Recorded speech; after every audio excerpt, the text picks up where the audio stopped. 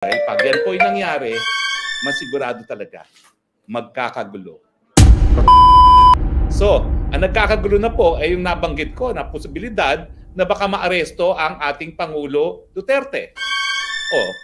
Now, anong reaksyon ng tao? Nagkakagulo na.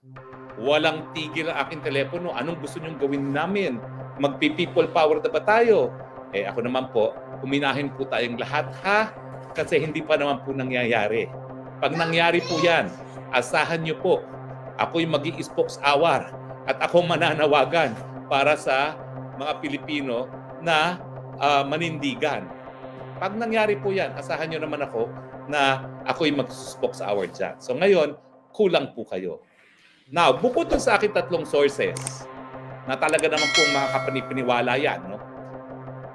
Bakit pa kayo maghahanap ng source? Nagsalita na yung complainant labang kay Pangulo Duterte, si dating Senador Trillanes.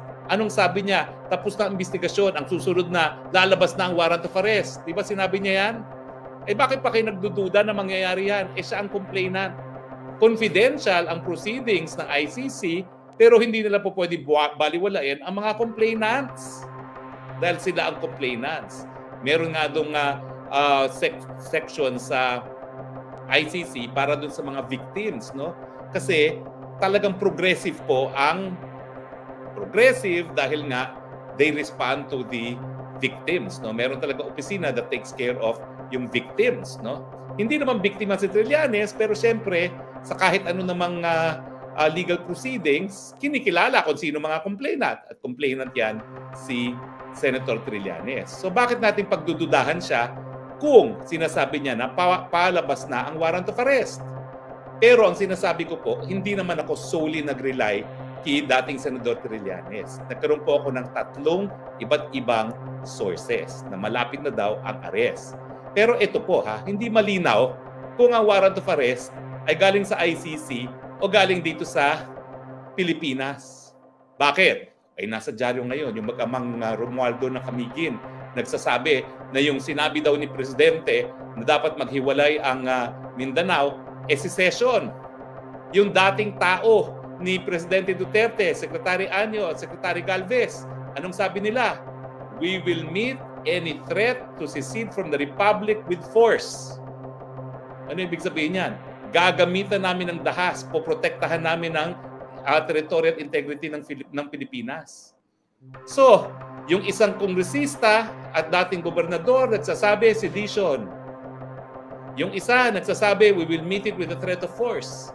So, ibig sabihin, baka kasuhan nila ang dating presidente ng sedition. Sinabi nga nila, we will not hesitate to use force. Nagtataka pa ba kayo na posible talaga na maaresto ang Presidente Duterte either because of an ICC warrant of arrest or dito sa lokal. Pero yung pag-aresto na lokal, meron din po akong multiple sources na kapanipaniwala din. Ang hindi na lang daw sigurado paano at kung paano masuserve sa kanya. Ako'y nagtataka din kung paano masuserve ang warrant of arrest na lokal na kaso. Kasi dapat dadaan yan sa PI unless nagkaroon ng tinatawag na inquest proceedings caught in the act. So mahirap po yun na magkaroon ng warrant of arrest dahil caught in the act unless gagamitin nila yung sinabi niya sa television and they will accept that as evidence of being caught in the act na nagkakaroon ng sedition dahil na-broadcast yun. Posible, pero pwedeng questionin. Pero pwede bang mag-issue ng warrant of arrest? Anything is possible. Pwedeng ma-question, mapawalang visa, but anything is possible. Pero anong mensahe sa mga pangyayari? Posibilidad pa lang nagkakagulo na ang taong bayan. So kung sa tingin ng ilan dyan na dapat mag-cooperate ang Pilipinas pag nagkaroon ng warrant of arrest ang ICC at ito ay ipapaserve sa pulis o sa sundalong Pilipino, think again. Talaga pong magkakagulo. Ayaw ko pong magkagulo, pero wala pong choice yan. Sa dami na nagmamahal kay Presidente Rodrigo Roa Duterte, hindi po papayag yung mga nagmamahal sa kanya na ipa-aresto siya at dalhin sa isang dayuhang bayan. Paulit-ulit na sinasabi rin ni Presidente Duterte, at narinig na niyo yan, mamamatay muna siya bago siya magpapahusga sa mga dayuhan. Hindi ba kayo naniniwala dyan? Ako naniniwala ako doon. Dahil tunay na talagang binigyan ng importansya ni Presidente Duterte ang soberenya ng Pilipinas. Na tayo independenteng bansa na at hindi po pwede na mga krimen na nangyari sa Pilipinas lilitisin ng mga dayuhan.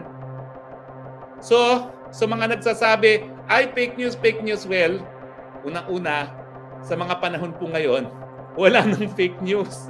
Anything is possible. Diba? Fake news na gumagamit daw ng pulburon. Fake news na hanggang ngayon naka-fentanyl. Anything is possible now. Dahil history is unfolding. Malalaman po natin sa lalong mabilis na panahon ang katotohanan.